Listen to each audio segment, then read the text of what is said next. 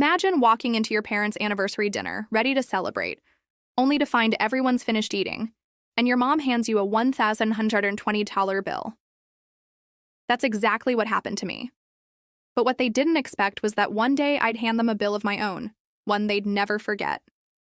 If you've ever been taken advantage of by your own family, if you've ever been the responsible one everyone uses, then this story will hit home.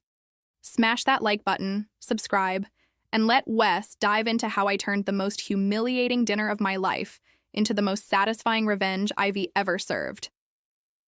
My parents' 32nd wedding anniversary was supposed to be a celebration. Family, laughter, maybe a few jokes about getting old together. But for me, it turned into a $1,920 lesson about manipulation, boundaries, and revenge. I'd been living out of town for work. Long hours, decent money, but not throw money away kind of income. My parents invited me back home for their anniversary dinner. Mom texted, "Don't be late. Everyone's excited to see you."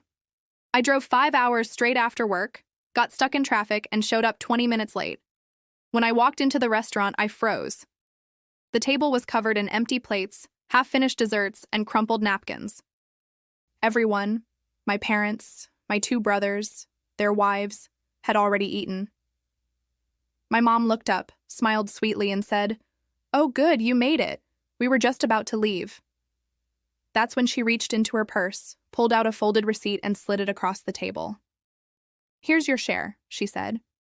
"Since you make the most money, we thought you could cover ours too. $1,120 should do it." I just stared at the paper. My throat went dry. My fingers felt cold. I laughed, thinking it was a joke. But my dad just sipped his wine. My brother Mark chuckled. "Come on, you're the rich one now. Think of it as your gift to Mom and Dad." They all looked at me, expectant, casual, like this was normal. And in that moment, I realized something. My family didn't invite me to dinner because they wanted to see me. They invited me because they wanted my credit card. Now, I wasn't raised to be cheap. I'd always helped my family out, paid for trips, sent money when they needed it, even helped my parents with home repairs. But this was different. They hadn't even waited for me. They didn't order me food. They just handed me the bill like I was some walking ATM. My chest tightened. I could feel the pressure rising in my neck. My inner voice screamed, "Don't make a scene. Don't lose it here."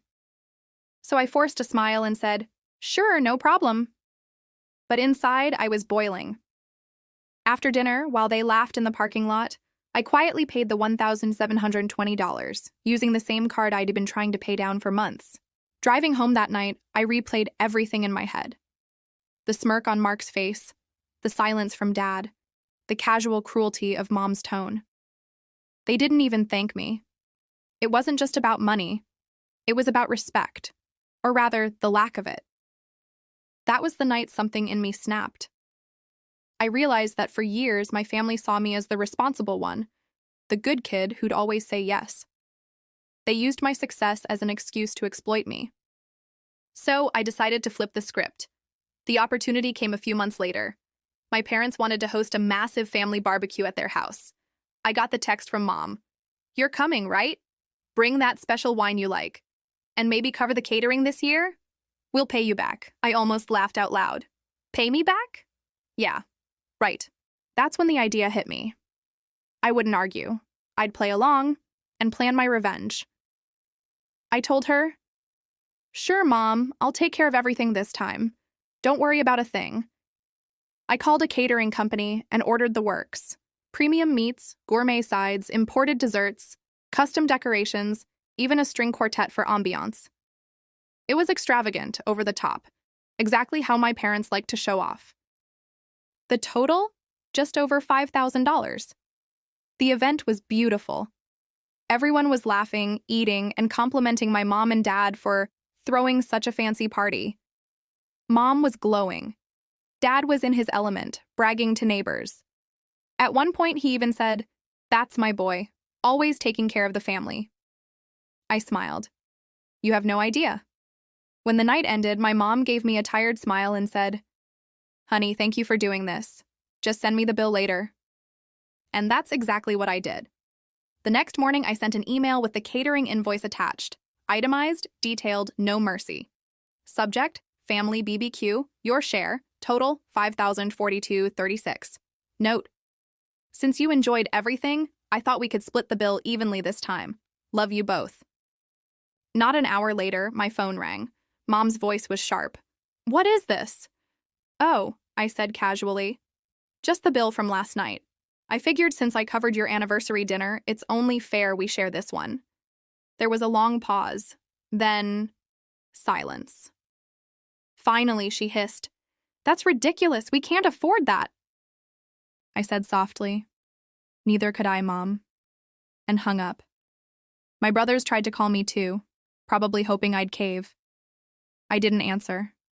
A few days later, Dad sent me a message. You've changed. Family shouldn't keep score. I replied, Then maybe you shouldn't hand your kid a $1,700 bill for a dinner they didn't eat. And I blocked them for 2 weeks. No calls, no texts. Word spread quickly through the family. Some cousins messaged me saying they couldn't to believe my parents pulled that stunt in the first place. Eventually, Mom reached out again. Softer this time. She admitted she'd gone too far. I guess we were just used to you helping out, she said. We didn't realize how it came across. It wasn't a full apology, but it was something. I told her, Mom, I'll always love you, but I'm done being the family wallet. After that, something shifted. My family stopped expecting handouts. My brothers started chipping in more. My parents, surprisingly, began budgeting their own events. The best part? Every time there's a family dinner now, they ask me if I'm okay with the bill before ordering anything fancy. Guess they learned that lesson the hard way. Looking back, that $1,120 wasn't the worst thing that ever happened to me. It was the wake-up call I needed. Sometimes revenge isn't about payback.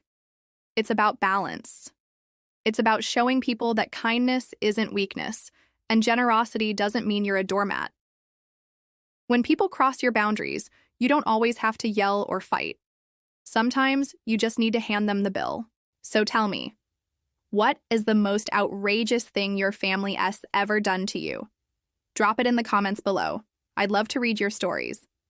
If you enjoyed this tale of poetic justice, hit that like button, subscribe for more revenge stories, and share this video with someone who's too nice for their own good. Remember, revenge is best served classy and itemized.